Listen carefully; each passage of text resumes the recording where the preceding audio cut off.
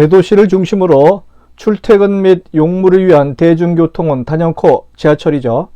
출퇴근마다 지하철을 이용하는 대부분의 직장인들, 우리나라 서울 수도권 1일 지하철 이용자는 대략 1천만 명 내외로 추산됩니다. 이것은 무엇을 의미할까요? 잠재력이 어마어마한 거대 시장이 땅속에서 잠자고 있다는 뜻입니다. 이런 엘도라도와 같은 새로운 땅 및 비즈니스를 새롭게 개척할 도전자는 누구일까요?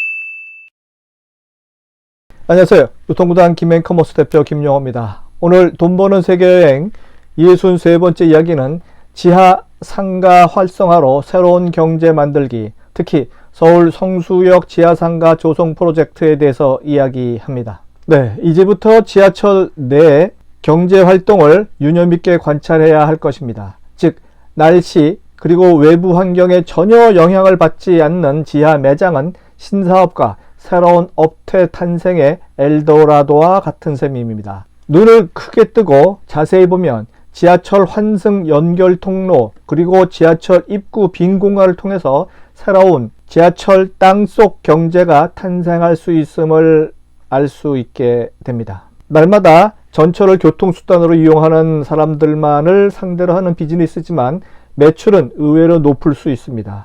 여기에다가 시내 중심가 백화점이나 할인점들은 오후 8시면 문을 닫게 되는 경우가 많지만 에끼나카 역 내부에 있는 상점들은 원한다면 전철이 끊어질 때까지 얼마든지 영업할 수 있습니다.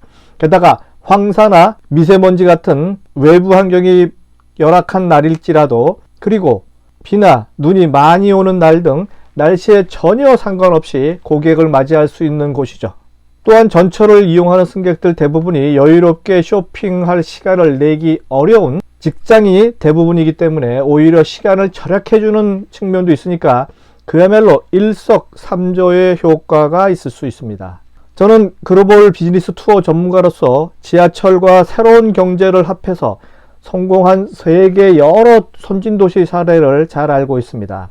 물론 모든 지하철역이 새로운 경제를 살려낼 그런 요소를 갖추진 못했죠. 하지만 적어도 해당 상권의 활성화를 위한 매개체 역할을 충분히 할 수 있다고 생각하는 전문가입니다. 지하철 시스템과 메커니즘 그리고 지역 문화를 비즈니스에 적극 활용함으로써 매출을 창출하고 경제 성장을 이루는 여러 선진국의 사례를 살펴볼까 합니다.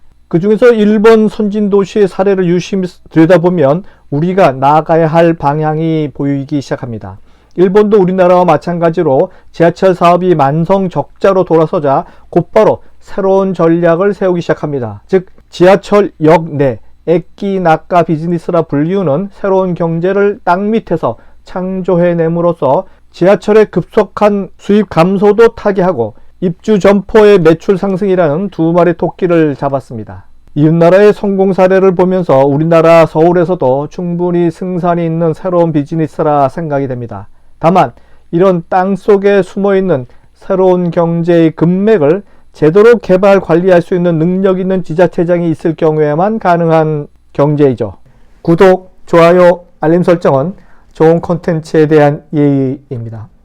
전철역을 활기 넘치는 쇼핑 공간으로 탈바꿈시킨 에끼나카 비즈니스는 일본뿐만 아니고 미국 뉴욕에도 있습니다. 뉴욕의 지하철과 연계된 지차역 내 세탁소가 유명합니다. 물론 우리나라처럼 집 앞에 있는 바로 세탁소가 없는 관계상 뉴요커들은 출근할 때 수선할 옷을 맡겼다가 퇴근할 때 찾아가는 이용객들이 많습니다.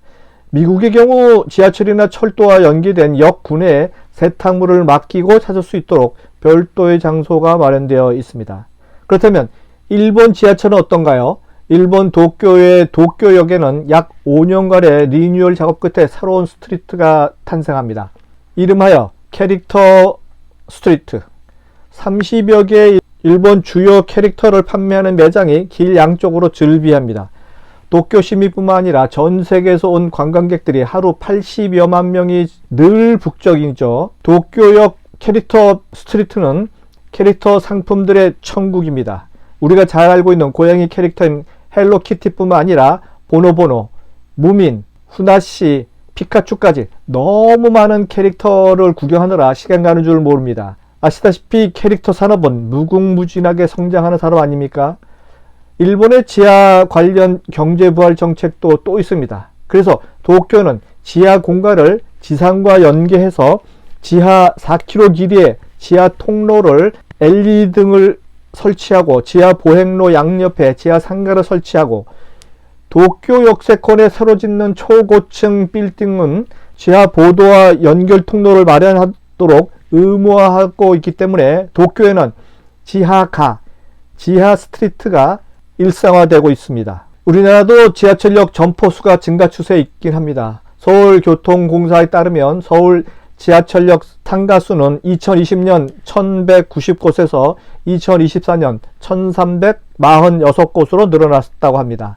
하지만 지하철역 내부 상가들의 MD 능력은 상당한 편차를 갖고 있기 때문에 통일성이 없습니다. 그런 측면에서 전체 지하철 내부 상가 영업을 총괄하는 기관이나 업체의 탄생이 시급해 보입니다.